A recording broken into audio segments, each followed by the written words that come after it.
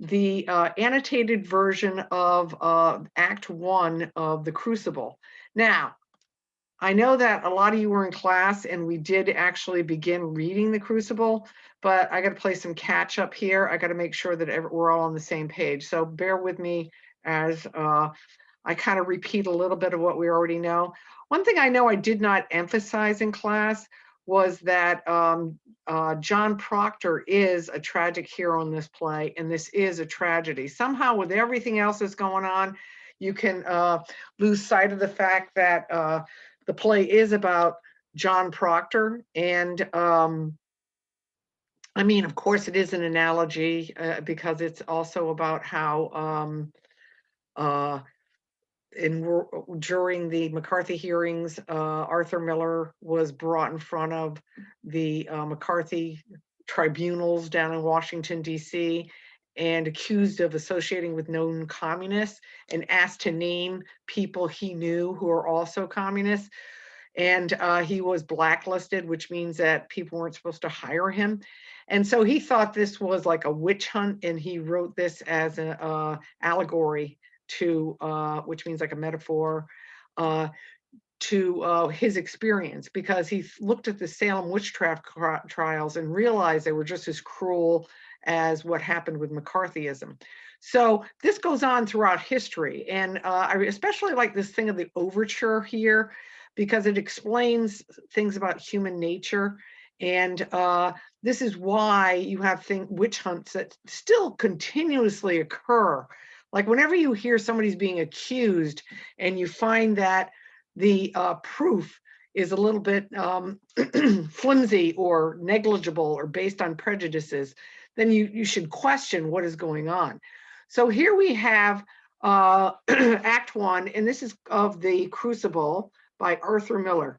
And here is, this is the page thing. It's, pardon me. I don't know why. As soon as I start doing my presentation, I get a frog in my throat. So you can see this is in genius.com, and you just enter The Crucible Genius and you can come up with this page on your own. I created some of the annotations here. That's why I like using this, because I can show you annotations and I can research them before I start talking about the play, so that very quickly we can go through the material and with all of us understanding the same information. So if you want, you can watch this tape several times, or you can just go into Genius and read the annotations. And how do you read an annotation in Genius? You tap on the word. Like if you tap on the word overture, this is the first annotation. All right. So here's the overture of the playwright. Arthur Miller provides the necessary information to help us understand why so many Salem residents would cruelly accuse their neighbors of crimes they did not commit. So we're going to find out that all of a sudden in Salem, there's hysteria and they start accusing each other of crimes, and 130 people are hanged as witches. And so the question is, how do you create an environment where this could happen? The Salem residents, the overture also provides information on their culture, society, beliefs, religion, and all that leads up to the trials, the witchcraft trials themselves. The overture, which is like a musical prelude, implies that human beings have a tendency to conform and compromise their principles rather than to be killed. You can think of this like Nazi Germany. How do you have like all these people in Germany who said they had absolutely no clue what the Nazis were doing? And basically, if they were afraid, so they conform and compromise, and they do not want to die, so that they just bow their heads and listen. We find this play can be called a tragedy because John Proctor is a tragic hero when he refuses to conform and compromise. So John Proctor stands up to them. He says, I'm not doing this. This is like ridiculous. And you see when you first meet John Proctor, when he walks in the room and goes, what are you talking about? Witchcraft? You're kidding, right? And they weren't kidding. So anyway, at the crucial moment in the play, Proctor cares more about his name and his reputation and his honesty of character than anything else. He refuses to succumb to the fear of the unknown, specifically unlike other members of the Puritan community who feared being possessed or influenced by the devil. He stood with decency and moral principles and refused to bear false witness against his neighbors. Actually, that's biblical to bear false witness. That means that you will lie under oath, like you will testify. Some people might, hysteria is actually a psychological disease, and some people might have actually believed that they'd seen their dead children walking, or that there were spirits flying around the room. In hysteria, you can actually see things that are not there. So hysteria is in psychiatry books as a mental disorder. So some people might actually have been hysterical and mentally ill, but the majority of them, as we will find, are just doing it for their own benefit. Like they are going to actually materially benefit from the witchcraft trials.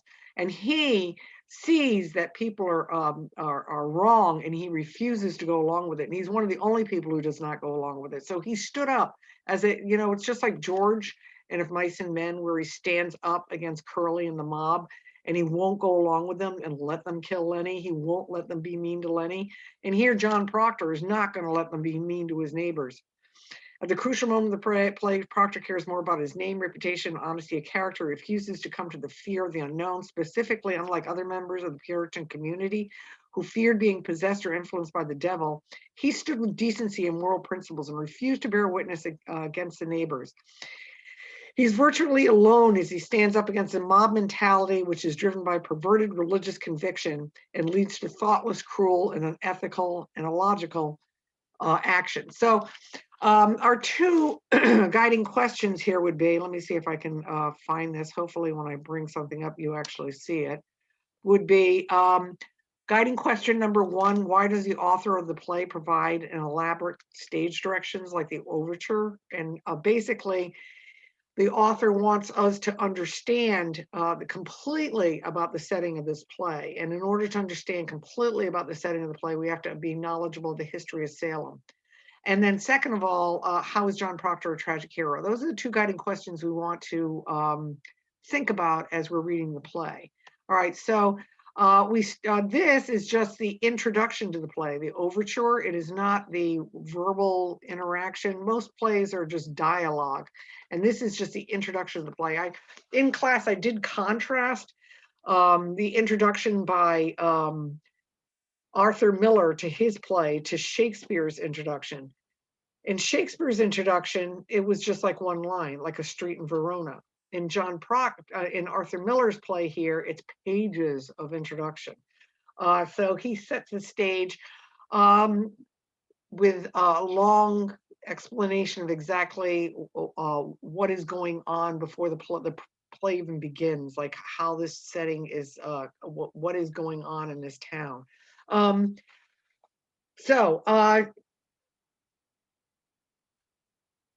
In Shakespeare's day, there was no copyright, so Shakespeare wouldn't be worried about whether or not somebody stole his play or did something with his plays, which made him lose artistic control. Modern playwrights are always concerned about that. They want to maintain artistic control of their play. It's like an art piece, and they don't want someone going in and perverting it with their own twist on it. So that's part of the reason why there's a lot more substantial stage directions in a modern play than there were in Shakespeare's time. So we start out in a small upper bedroom of the house of the Reverend Samuel Parris, and we find out here's a picture from the movie of our Reverend Samuel Parris, and he is a pivotal character because he's worried about losing his pulpit. People of the town don't pay him well, and they don't like him as a minister. They've removed a couple of ministers before him, so he's afraid he's going to be replaced. So he's afraid for his job, right? And this is in Salem, Mass, in the spring of 1962. And here in the annotation, it says, this year, 1692, Salem, Mass, was a notable due to the witch trials. During that time period, many people lost their lives. Settlers started to mistrust their own people in the settlement. Many people, this should not say settlers, this should actually say colonists. This is not my annotation, but this should say colonists, not settlers. Many people were accused of witchcraft and put to death. Anybody who did something out of the ordinary was considered suspicious. Actually, a lot of it follows the Bible. Like if you do things like work on the Sabbath, that was considered suspicious. People as young as 8 were put on trial and killed in the most brutal ways. They didn't just hang people; they had other ways in which they. So here, there's a number of notes. Settlers were Puritans. Some of these notes I do not much appreciate. I thought I annotated this, but I don't see my annotations coming up, so I don't know how. All these events in Salem lead up to witchcraft trials and eventually destroy the community. It does. Somebody asked the intelligent question: are there still Puritans? And there are not. There's a narrow window to the left. Pardon me. There's a narrow window to the left. When he describes the scene, you got to remember that this is 400 years ago and they built their own houses. So some things are rough hewn. In other words, it's not finished woodwork. And you would have narrow windows. This comment is this is supposed to also be related to the fact that Puritans are closed-minded. I don't know about that. I think it's kind of, well, that's okay. Doesn't make a difference. Theme of light and dark, the sunlight streaming in, and then a candle burns in the bed. Candlelight signifies a burning presence of religion. Some of these are a bit far-fetched. A chest, a chair, and a small table, and other things are on the furnishing. This is describing what is actually going to be on the play, and this is good. It's very simple, modest, sort of like almost like the Hutterites or the what they call them also the Amish people would have. Very simple. They don't believe in ornate furnishings. At the back door opens to the landing of a stairway to the ground. The room gives off an air of clean sparseness. This could also be like their lives where they're devoid of ornamentation. Right, very good. And so this is good. They didn't believe in holidays. They didn't believe in wearing color. They didn't believe in music. So they're very dry and plain. So as the curtain rises, this is good because this reminds us it's a play. You know, the curtain rises in a play. And Reverend Parris is kneeling next to the bed of his daughter in prayer. His daughter is Betty Parris, and she's 10 years old. It's kind of good to remember that she's 10 years old because Abby is like 16 or 17. Abby's older. And the little girl, when she sees and gets involved in things, she faints. And she really is. She probably does have hysteria. She faints because it's all too much for her. But Abby becomes very manipulative and, she uses her head and she takes advantage of the events for her own purposes. So younger children get scared and faint while Abby, the older teenager, takes advantage of the situation. So here, at the time of the events, Parris was in his middle 40s. So he's a heavily religious man. Reverend Parris has an extensive knowledge of the world and society's involvement in the environment. Combined with his age, Reverend Parris is depicted as extremely intelligent. Yeah, he's a well-read man. Obviously, he had to go to college if he's a minister. In history, cut a villainous path, and there was no little good to be said about him. So he's saying that Miller, the author, shapes the audience's views of this character. Villainous means that he's a villain, right? And it foreshadows that he will do mean things in the play. He believed he was being persecuted, and wherever he went, despite his best efforts to win people and God to his side. So this shows that he's paranoid, that he thinks that people are out to get him. Parris's religion spans various lengths, even going as far as to be cautious of the surrounding counterparts, attempting to sway him off the path of the righteous religious man. Some of this stuff is, the annotations are a little far-fetched. Believing that he will be persecuted. Yes, so that he thinks that people are out to get him, right? Okay. Because actually, as I said, he was not well paid and 2 ministers had been relieved of their duties before him. So he just figures it could happen to him too. In the meeting, he felt insulted if someone rose to shut the door without asking permission. So this means that he's like kind of a control freak, right? Parris is self-centered, that he wishes to be the center of attention during all times of importance. His religious background further implies this, as he believes that he is of higher significance than other. Actually, the pulpit in Puritan church would be higher above the parishioners, so the Pope, minister could look down upon the congregation. As if in judgment, yes. As if someone were to rise and shut the door without his permission, he would be highly offended as he perceives this, the world disrespecting him, right?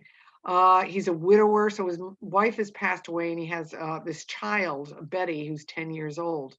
And he doesn't understand children, right? He thinks children should be seen and not heard.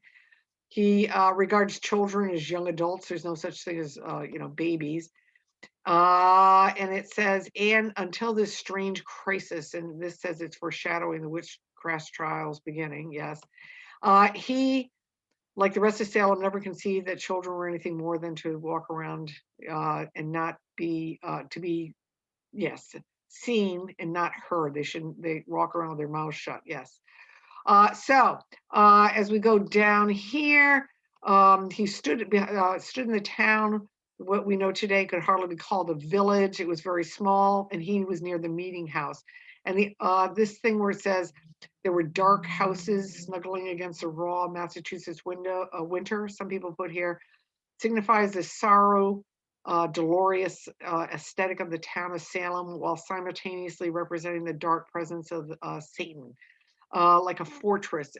Yes, like it's a fortress in the woods, like it's a safe haven amongst all the evils that surround them. Basically, the woods. The woods are considered dangerous and evil. Salem had been established 40 years before.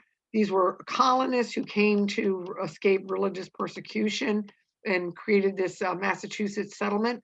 They were shipping products back to England, it says here. And as I told you in class, we have to remember that the government, they were citizens of Britain. They belonged to a British colony, but their law and justice was their church, their theocracy. No one can really believe or know what their lives were like. They had no novelists. They weren't even allowed to read a novel. Their creed, which means their religious beliefs, forbade them assembling in theater or for vain enjoyment. They did not celebrate Christmas or a holiday from work, right, except for prayer. So, as I said, they were very strict religion, very closed society, which is not to say that nothing broke into their strict or somber way of life. If a farmhouse was being built, friends would assemble to raise a roof. This again is like the Amish, and special foods would be cooked. There were people in Salem, there were men who, right down here it says, there were some jokers, however, there was a practice of appointing 2 men to patrol, and their duty was to walk forth at the time of God's worship and to see what people were doing in their houses. In other words, and this is a quote because Arthur Miller did his research about Salem Village, and this is actually from the ordinances of Salem. So this is actually from the laws of Salem at the time of Salem. And what it says is that men were sent about looking as spies for people who were disrespecting the Puritan religion. The reference of lie could be a metaphor. Lie comes from the process of leaching, okay? The process of refining something by percolating water. Puritans believe water was pure. And the process also involves ashes. I don't know what this person's getting into with a lie here. The practice of walk forth during the time of God's worship could be seen as a way of cleansing society, which is directly related to the purpose of witch hunts. Yes, so what they wanted to do was there were patrolmen who walked about, and their job was to look and see who was in the field and what people were doing in their houses and make sure that everyone was acting accordingly. This predilection for minding other people's business was time honored among the people of Salem, and it undoubtedly created many of the suspicions which fed the coming madness. And this here, it is also, in my opinion, his opinion is Arthur Miller's opinion. One of the things that John Proctor rebelled against, right, our tragic hero, he rebelled against that predilection for minding other people's business, like watching your neighbor. And since the country was reasonably, all not wholly safe, the old disciplines were beginning to rankle. So There is a thing, and it's actually in history books, where there was rugged individualism, like as in a lot of the new settlers who came in. Like if you were a frontiersman, you had to be a rugged individualist. And but the colony of Salem was communal, like all the colony members stuck together as one in an autocracy. So, what was happening though is that people were beginning to rebel against the autocracy and they wanted more personal freedoms. So, at this point in time in history, there were people who were thinking the rules were too harsh and were thinking that they weren't as necessary. So now they live on the edge of the wilderness. The Puritans used the woods as containing sources of evil. The devil lived in the woods, wild animals, wolves, bears, bobcats lived in the woods. The Indians, the godless savage heathens lived in the woods. The devil's workshop was the woods. So the Puritans were afraid of the woods.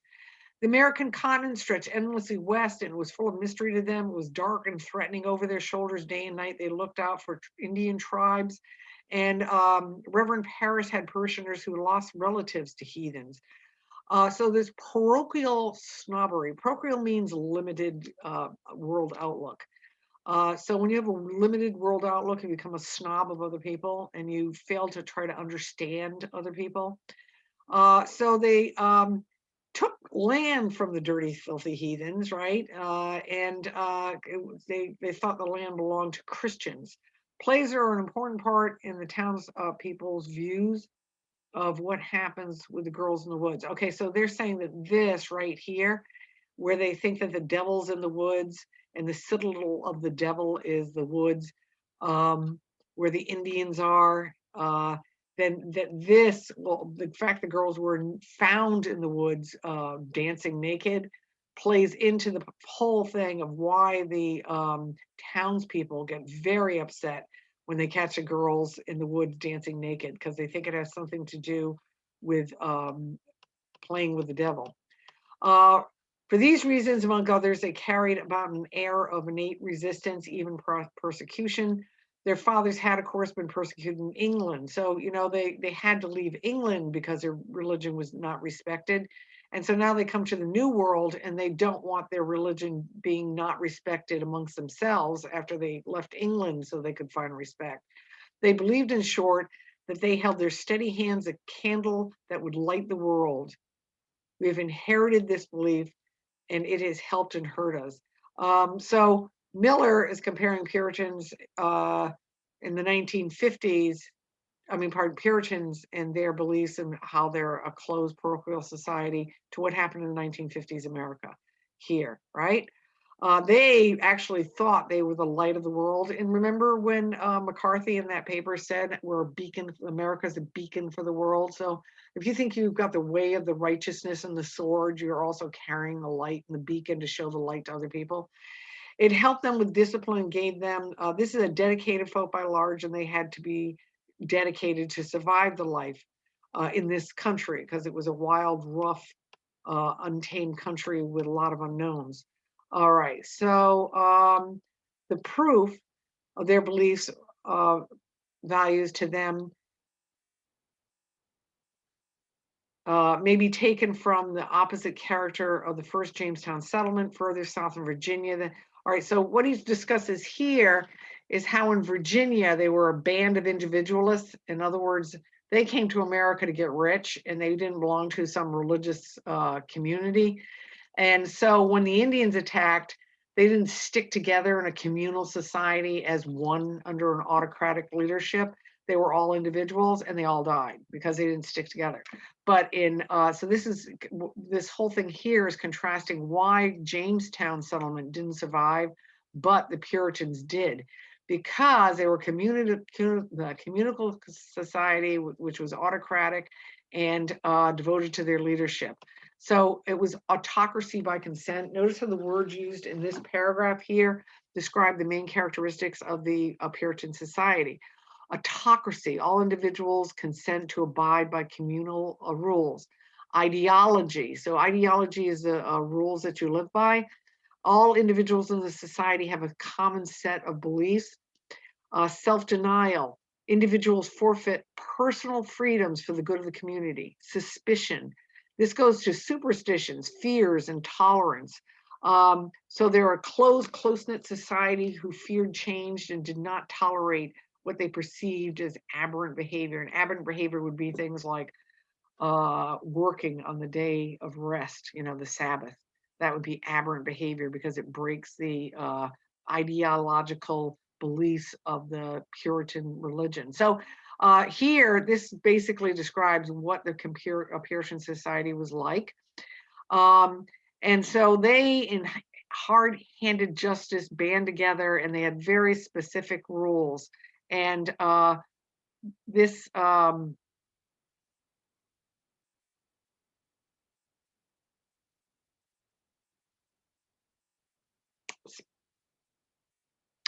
that is actually a wrong interpretation of this, but I won't get into it now because I want to end this very soon, because I only want to make these a half an hour.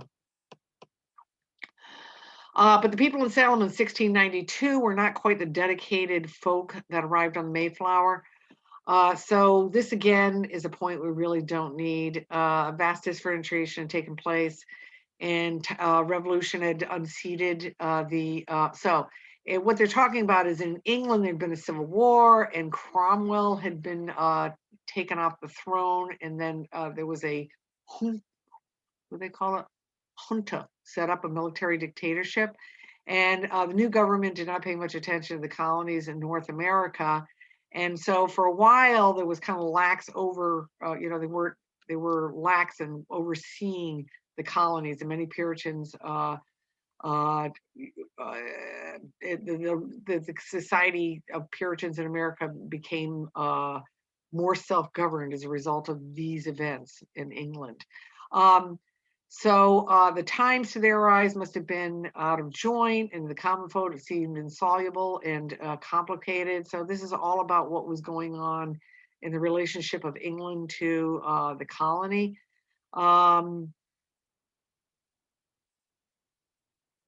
Okay, so the Salem tragedy, which is the Salem witchcraft trials, which is about to begin in these pages, developed from a paradox. Okay, so here's the paradox. So here he's, someone in the comments says, is he talking about McCarthyism or is he talking about the Salem witchcraft trials? The paradox in whose grip we still live, and there is no prospect yet that we'll discover resolution. Simply put, this is what the paradox is. For good purposes, even high purposes, the people of Salem developed a theocracy, and they combined state and religious power whose function was to keep the community together and prevent any kind of disunity that might lead to destruction, right? Especially from ideological enemies, like enemies of the Puritan religion. It was forged for a necessary purpose and accomplish that purpose. But all the organization is and must be grounded on an idea of an exclusion. But all organization is and must be grounded on the idea of exclusion and prohibition. Just two objects can occupy the same space. Evidently, the time came in New England when the repressions of order were heavier than seemed warranted by the dangers against the order was organized. So in other words, the witch hunt was a reverse manifestation of the panic which set in among classes when the balance began to turn against greater individual freedom. So he's saying the paradox is that when you have an ideology that's built that becomes repressive, and there'll be a pushback and people want to have more individual freedom. And so there's got to be a balanced reach, and there couldn't be a balanced reach because anything that asked a question of the Puritan religion was considered a threat to the ideology. Okay, so that's what this is all about here. And that's trying to explain why, what was it about the Salem community that allowed the witchcraft trials to occur? And that is what is explaining it, because they were afraid, they were very afraid that that their ideology is under attack, and the government was also the ideology. The theocracy is the government by your religion. So the government is their religion. When one rises against above the individual villainy displayed, one can only pity them, just as we shall be pitied someday. It is still impossible for man to organize his social life without repressions, and the balance has yet to be struck between order and freedom. So, you have to have societal order, but then if we're going to have a society and we're all going to live together, how much freedom do we have to give up? The witch hunt was not, however, a mere repression. It also, and more importantly, was a long overdue opportunity for everyone so inclined to express publicly his guilt and sins under the cover of accusations against victims. So it says here, what is the motivation of these people who are accusing their neighbors of witchcraft? And what their motives are is very important, because here it's saying that it was partially because of religious conviction, but it was also greed. So, and then there was also hysteria. So there's people who are actually suffer from hysteria. They actually believe in witches so much that they can make themselves physically ill. And when they're making themselves physically ill, it reassures them in their beliefs that witchcraft is actually present. The devil can get you. Secondly, if you have people who want to get other people's property, that was a motive. Like, because if I accuse my neighbor and then he's put to death, then I can buy his land at a nice price. And then also, it can be a way for me to be make myself more important. And like if I am standing there saying, "Oh yes, I know the sins of what the devil's trying to make people do," that makes me more important and raises me in the esteem of my neighbors, because they all think that I've recognized the evil and therefore I must be better and a good person, right? So that's what this is saying, that it gave you a chance to